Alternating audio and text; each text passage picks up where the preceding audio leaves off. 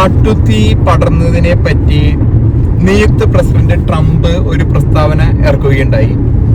അദ്ദേഹം പറഞ്ഞത് കാലിഫോർണിയ സംസ്ഥാന സർക്കാർ, അത് ഡെമോക്രാറ്റിക് പാർട്ടിയാണ്. അദ്ദേഹം പ്രസിഡന്റ് ട്രംപ് റിപ്പബ്ലിക്കൻ പാർട്ടി അംഗമാണ്.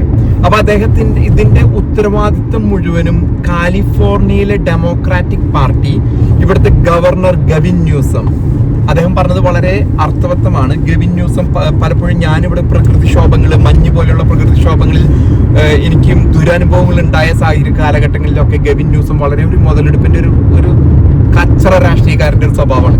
ഗവർണർ എന്ന് പറയുമ്പോൾ നമ്മുടെ ഒരു മുഖ്യമന്ത്രിയുടെ സ്ഥാനത്തിരിക്കുന്ന ആളാണ്. വെറും ഒരു മുതലെടുപ്പ് രാഷ്ട്രീയക്കാരനാണ് ഈ ഗവിൻ ന്യൂസം എന്ന ഇവിടുത്തെ ഗവർണർ, കാലിഫോർണിയ ഗവർണർ.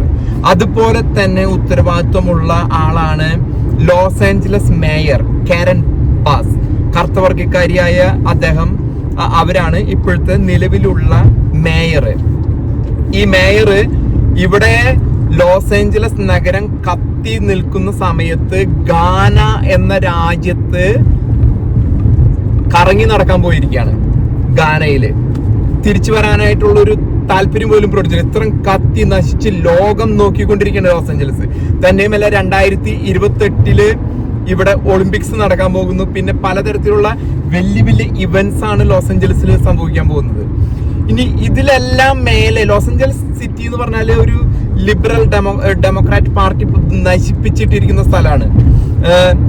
ഇന്ത്യയിലെ അമേരിക്കൻ സ്ഥാനപതി എറിക് ഗാർസെറ്റി, അദ്ദേഹം എൻ്റെ ഒരു ബോസായിരുന്നു. ഞാൻ ലോസ് ഏഞ്ചലസ് പോലീസ് ഡിപ്പാർട്ട്മെന്റിൽ ജോലി ചെയ്യുന്ന സമയത്ത് അദ്ദേഹമായിരുന്നു ലോസ് ഏഞ്ചലസ് മേയർ. അങ്ങനെ ജോ ബൈഡൻ അധികാരത്തിൽ വന്നപ്പോൾ അദ്ദേഹത്തിന് അവിടെ ഒരു സെക്രട്ടറി സ്ഥാനം, ഏതോ ഉപരിതല ഗതാഗതത്തിന്റെ വകുപ്പിനെ പറ്റി ചർച്ച നടത്തിയിരുന്നു. എറിക് ഗാർസെറ്റിനെ നമ്മുടെ നിതിൻ ഗഡ്കരിയുടെ ഒരു സ്ഥാനം പോലത്തെ ഉള്ള സ്ഥാനം, കേന്ദ്രമന്ത്രി എന്നുള്ള ഒരു സ്ഥാനം പോലെ. എന്നാൽ അദ്ദേഹത്തിന്റെ കഴിവില്ലായ്മ മൂലം എറിക് ഗാർസെറ്റിക്ക് ജോ ബൈഡൻ ആ സ്ഥാനം കൊടുത്തില്ല. ജോ ബൈഡൻ അല്ല കൊടുക്കാതിരുന്നത്, ഡെമോക്രാറ്റിക് പാർട്ടിയിലെ പലരും തന്നെ പറഞ്ഞു അദ്ദേഹത്തിന് ആ സ്ഥാനം കൊടുക്കരുത്, കാരണം അദ്ദേഹത്തിന് അതിനുള്ള കഴിവില്ല. ലോസ് ഏഞ്ചലസ് മേയറായിട്ട് അദ്ദേഹം പ്രൂവ് ചെയ്യാൻ സാധിച്ചില്ല. അങ്ങനെയാണ് ഇന്ത്യയിലെ അമേരിക്കയുടെ സ്ഥാനപതി സ്ഥാനം അംബാസഡർ ആയിട്ട് എറിക് ഗാർസെറ്റിനെ നിയോഗിക്കുന്നത്. അതേപോലെ തന്നെ Eric Garcetti Los Angeles mayor ആയിരിക്കുന്ന കാലഘട്ടത്തിലാണ് ഹോംലെസ്നെസ്, വീടില്ലാത്തവര്. ഇവര് എന്ന് പറഞ്ഞാൽ ഇപ്പൊ LAPD ഓഫീസർ എന്ന നിലയ്ക്ക് നമുക്ക് പോലീസിന് അധികാരങ്ങൾ ഉണ്ടെങ്കിൽ മാത്രമേ ക്രൈമിനെ നിയന്ത്രിക്കാൻ സാധിക്കുള്ളൂ. വളരെയധികം ദുരനുഭവങ്ങളാണ് ഇവിടെയുള്ള പോലീസ് ഉദ്യോഗസ്ഥർക്ക് രാഷ്ട്രീയ നേതൃത്വത്തിൽ നിന്ന് ലഭിക്കുന്നത്. രാഷ്ട്രീയ നേതൃത്വം ഈ പോലീസിന് അധികാരം കൊടുത്തെങ്കിൽ മാത്രമേ ഏതൊരു സിറ്റിയിലും ക്രൈം നിയന്ത്രിക്കാൻ പറ്റുള്ളൂ. അതിന് പകരമായിട്ട് ഇവര് എരവാദം ഉന്നയിച്ച് എല്ലാ കേസുകളും എരയാണെന്നും പറഞ്ഞ് അവരെ രക്ഷിക്കുന്ന ഒരു നിലപാടാണ് ലോസ് ഏഞ്ചലസ്. അയ്യോ പാവം കളിയാണ്. നമ്മുടെ നാട്ടിലും അത്തരത്തിലുള്ള കളി കളിക്കുന്ന ഒരു രാഷ്ട്രീയക്കാരൻ നമുക്കറിയാം.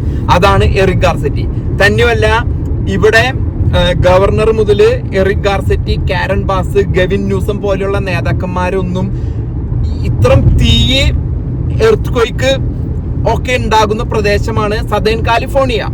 അതിനു വേണ്ടി ഒന്നും തന്നെ ഇൻഫ്രാസ്ട്രക്ചർ ഡെവലപ്മെന്റ്, അതല്ലെങ്കിൽ LAFD, loss Angeles fire department, LAPD, LASD, ഈ വക ലോ എൻഫോഴ്സ്മെന്റും ഫയറും പോലെയുള്ള ഡിപ്പാർട്ട്മെന്റുകളെ ഒന്നും വികസിപ്പിക്കുകയോ അതിനു വേണ്ടി ഒരു മുന്നോട്ട് പുരോഗതി ഉണ്ടാകുന്ന രീതിയിലുള്ള ഒരു ഡെവലപ്മെന്റ് ഒന്നും തന്നെ ഈ വക ഡിപ്പാർട്ട്മെന്റിലൊന്നും ചെയ്യാത്തതിന്റെ പരിണിത ഫലമാണ് ഇന്ന് നമ്മൾ ഈ കാണുന്ന കാട്ടുതീ.